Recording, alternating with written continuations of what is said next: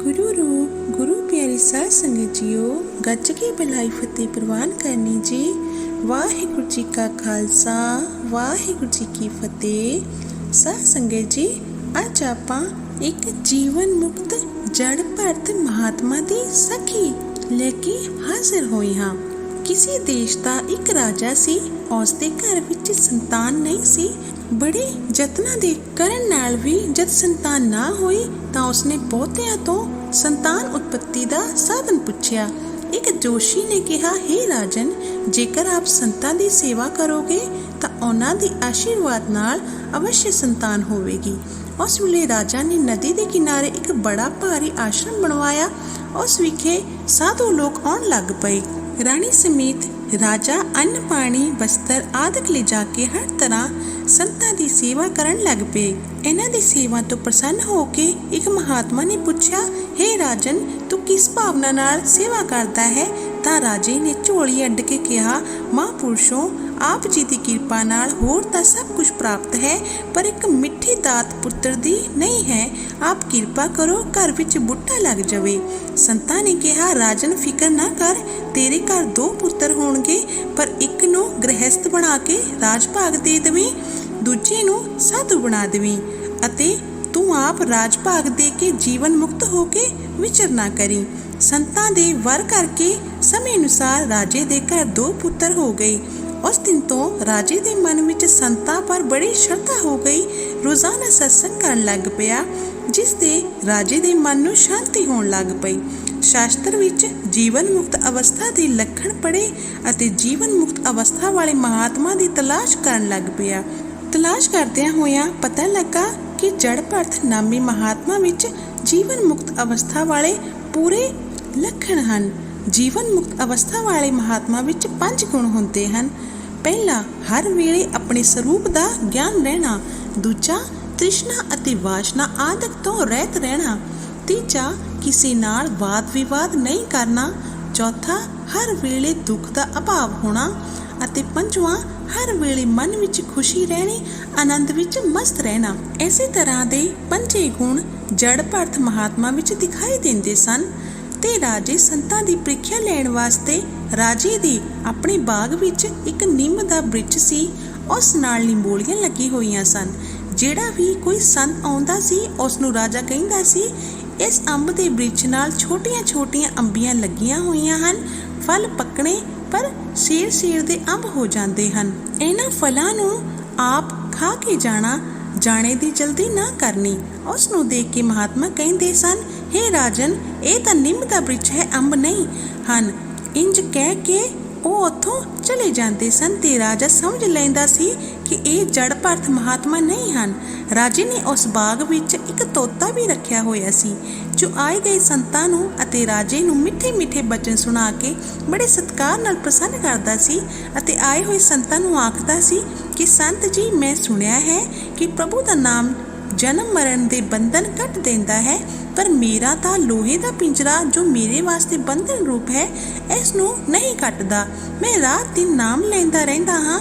आप कोई जुगती दसो जिस करके मेरा बंधन टुट जावे। महात्मा ने अनेक जुगतियां भी दसियां, पर उसका बंधन रूप पिंजरा ना टुटिया। आखिर विच एक दिन फिरते फिरते जड़ भरत नामे महात्मा भी आ गए। जिस वेले बाग दे अंदर वड़े तां तोते ने शुभ वचना नाल बड़ा सत्कार कीता ते प्रश्न किया, महाराज जी, कोई जुगती दसो जिस करके ये लोहे का पिंजरा टुट जावे। संतां ने कहा, मन इंद्रियां नूं रोक के मुर्दे दी न्याय पै जा, हुणे पिंजरा टुट जावेगा। राम राम जपन करके तोते दा हिरदा तां अगे ही शुद्ध सी।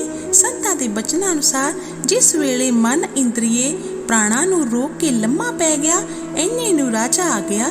तोते ने पहले की तरह मिठे वचन बोल के सत्कार ना किया तां राजे ने माली नूं पुछया, तोता किथे है जो बोलदा नहीं? माली ने देख के कहा, ओ तां मोया पिया है। उस वेले राजे ने उस पिंजरे नूं अपने पास मंगवा के तोते नूं पिंजरे तो बाहर कढ़िया। उस उत्ते हथ फेरिया, गुलाब अतर छिणकिया, पर तोते ने अख भी ना खोली। फिर राजे ने कहा, इसनूं बाहर खुली हवा विच रख दिओ, शायद ठीक हो जाएगा। जिस वेले तोते नूं खुली हवा विच रख के सारे आपो अपने कम्मां विच लग पए। उस वेले तोते ने मौका वेख्या, हुण मेरे कोल आदमी नहीं हन। एकदम उड़ के बिरछ दी उच्ची टाणी ते जा बैठा ਅਤੇ ਜੜ ਭਰਤ ਜੀ ਦਾ ਧੰਨਵਾਦ ਕਰਨ ਲੱਗ ਪਿਆ ਕਿ ਇਹਨਾਂ ਮਹਾਂਪੁਰਸ਼ਾਂ ਨੇ ਇਸ਼ਾਰੇ ਮਾਤਰ ਨਾਲ ਹੀ ਮੇਰੀ ਮੁਕਤੀ ਕਰ ਦਿੱਤੀ ਹੈ। ਜਿਸ ਵੇਲੇ ਇਸ ਗੱਲ ਦਾ ਪਤਾ ਰਾਜੇ ਨੂੰ ਲੱਗਾ ਤਾਂ ਉਹ ਵੀ ਦੌੜ ਕੇ ਸੰਤਾਂ ਦੀ ਚਰਨੀ ਆ ਪਿਆ। ਕੁਸ਼ਲ ਆਨੰਦ ਪੁੱਛ ਕੇ ਆਖਦਾ ਹੈ, ਇਸ ਅੰਬ ਬ੍ਰਿਛ ਦੇ ਫਲ ਪੱਕ ਕੇ ਸ਼ੇਰ ਦੇ ਹੋ ਜਾਂਦੇ ਹਨ ਤੇ ਬੜੇ ਮਿੱਠੇ ਹੋ ਜਾਂਦੇ ਹਨ। ਆਪ ਫਲ ਖਾ ਕੇ ਜਾਣਾ, ਛੇਤੀ ਜਾਣ ਦੀ ਕੋਸ਼ਿਸ਼ ਨਾ ਕਰਨੀ। ਜੜ ਭਰਤ ਨੇ ਹੱਠ ਕਰਕੇ ਚਲੇ ਜਾਣ ਦਾ ਕੋਈ ਸੰਕਲਪ ਨਾ ਕੀਤਾ। ਰਾਜੇ ਨੇ ਅਨੇਕ ਪ੍ਰਕਾਰ ਦੀ ਪ੍ਰੀਖਿਆ ਲੀਤੀ, ਪਰ ਸੰਤਾਂ ਦਾ ਮਨ ਵਿਖੇਪਤਾ ਵਿੱਚ ਨਾ ਆਇਆ। ਆਖਰ ਰਾਜੇ ਨੇ ਨਿਮਰਤਾ ਵਿੱਚ ਆ ਕੇ ਬੇਨਤੀ ਕੀਤੀ, ਆਪ ਕੋਈ ਅਜਿਹੀ ਜੁਗਤੀ ਦੱਸੋ ਜਿਸ ਤੇ ਮੈਂ ਵੀ ਘਰ ਵਿੱਚ ਰਹਿ ਕੇ ਸੁੱਖ ਦੁੱਖ ਆਣ ਤੇ ਹਰ ਸੋਗ ਦੇ ਸਹਿਤ ਨਾ ਹੋਵਾਂ ਤੇ ਜੀਵਨ ਮੁਕਤ ਅਵਸਥਾ ਦੇ ਆਨੰਦ ਨੂੰ ਲਵਾਂ। ਜੜ ਭਰਤ ਨਾਮੇ ਸੰਤਾਂ ਨੇ ਕਿਹਾ, ਹੇ ਰਾਜਨ, 3 ਗੁਣ ਹੀ ਪੁਰਸ਼ ਨੂੰ ਦੁਖੀ ਸੁਖੀ ਕਰਦੇ ਹਨ। ਤੂੰ ਤਿੰਨਾਂ ਨੂੰ ਤਿਆਗ ਦੇ। ਤੇਰਾ ਤਿੰਨਾਂ ਗੁਣਾਂ ਨਾਲ ਕੋਈ ਸੰਬੰਧ ਨਹੀਂ ਹੈ। ਤੇਰਾ ਸਰੂਪ ਨਿਰਗੁਣ ਹੈ। ਜਿਸ ਤਰ੍ਹਾਂ ਬਦਾਮ ਰੋਗਨ ਦਾ ਬਦਾਮ ਦੇ ਬ੍ਰਿਛ ਨਾਲ, ਪੱਤੇ ਟਹਿਣੀਆਂ ਫੁੱਲ ਫਲ ਦੇ ਨਾਲ ਕੋਈ ਸੰਬੰਧ ਨਹੀਂ ਹੈ, ਬਲਕਿ ਬਦਾਮ ਦੇ ਉੱਪਰਲੇ ਛਿਲਕੇ ਨੂੰ ਤੋੜ ਕੇ ਅੰਦਰਲੀ ਗਿਰੀ ਨੂੰ ਕੁੰਡੇ ਵਿੱਚ ਪਾ ਕੇ ਡੰਡੇ ਨਾਲ ਰਗੜ ਕੇ ਉਸ ਵਿੱਚੋਂ ਬਦਾਮ ਰੋਗਨ ਕੱਢ ਕੇ ਬਾਕੀ ਦਾ ਫੋਗ ਸੁੱਟ ਦੇਈਦਾ ਹੈ। ਇਸੇ ਤਰ੍ਹਾਂ ਇਹ ਤਿੰਨੇ ਗੁਣ ਅਤੇ ਤਿੰਨੇ ਕਾਰਨ ਸੂਖਮ ਸਥੂਲ ਸਰੀਰ ਫੋਗ ਰੂਪ ਹਨ। ਤੋਂ ਇਹਨਾਂ ਤਿੰਨਾਂ ਵਿੱਚ ਰਹਿੰਦਾ ਹੋਇਆ ਵੀ ਅਸੰਗ ਰੂਪ ਹੈ।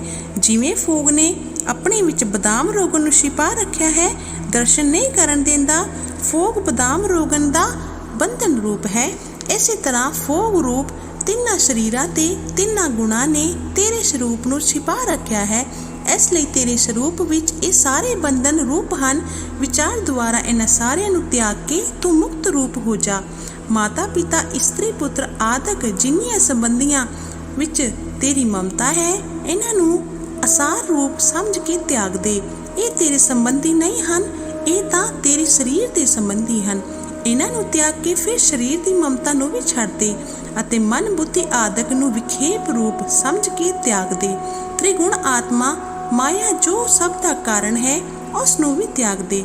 ਇਸ ਤਰ੍ਹਾਂ ਦੇ ਸ਼ੁਭ ਵਿਚਾਰ ਰੂਪ ਡੰਡੇ ਕੁੰਡੀ ਨਾਲ ਆਤਮਾ ਰੂਪੀ ਬਦਾਮ ਰੋਗਨ ਨੂੰ ਨਿਕਾਲ ਕੇ ਤ੍ਰਿਗੁਣ ਰੂਪ ਮਾਇਆ ਨੂੰ ਫੋਗ ਰੂਪ ਜਾਣ ਕਰਕੇ ਯਾਨੀ ਮਿਥਿਆ ਰੂਪ ਸਮਝ ਕੇ ਤਿਆਗ ਦੇ। ਜਿਸ ਵੇਲੇ ਮਾਇਆ ਰੂਪ ਤਿੰਨਾਂ ਗੁਣਾਂ ਨੂੰ ਤਿਆਗੇਗਾ ਤਾਂ ਤ੍ਰਿਗੁਣ ਅਤੀਤ ਤੁਰਿਆ ਵਸਤੂ ਨੂੰ ਆਪਣਾ ਸਰੂਪ ਨਿਸ਼ਚੈ ਕਰਕੇ ਜੀਵਨ ਮੁਕਤ ਹੋ ਜਾਏਗਾ। ਜੜ ਭਰਤ ਨਾਮੇ ਮਹਾਂਪੁਰਸ਼ਾਂ ਤੋਂ ਉਪਦੇਸ਼ ਸੁਣ ਕੇ ਰਾਜਾ ਤਿੰਨਾਂ ਗੁਣਾਂ ਨੂੰ ਤਿਆਗ ਕੇ ਸੁੱਖ ਦੁੱਖ ਵਿੱਚ ਸਮ ਹੋ ਕੇ ਰਹਿਣ ਲੱਗ ਪਿਆ। ਸਾਧ ਸੰਗਤ ਜੀ, ਅੱਜ ਦੀ ਸੇਵਾ ਪ੍ਰਵਾਨ ਕਰਨੀ, ਅਗਲੀ ਸਾਖੀ ਅਗਲੇ ਭਾਗ 'ਚ ਲੈ ਕੇ ਹਾਜ਼ਰ ਹੋਵਾਂਗੇ। ਵੀਡੀਓ ਨੂੰ ਲਾਈਕ ਕਰਿਓ ਤੇ ਚੈਨਲ ਨੂੰ ਸਬਸਕ੍ਰਾਈਬ ਕਰਨ ਦੀ ਵੀ ਕਿਰਪਾਲਤਾ ਕਰਨੀ ਜੀ। ਵਾਹਿਗੁਰੂ ਜੀ ਕਾ ਖਾਲਸਾ, ਵਾਹਿਗੁਰੂ ਜੀ ਕੀ ਫਤਿਹ।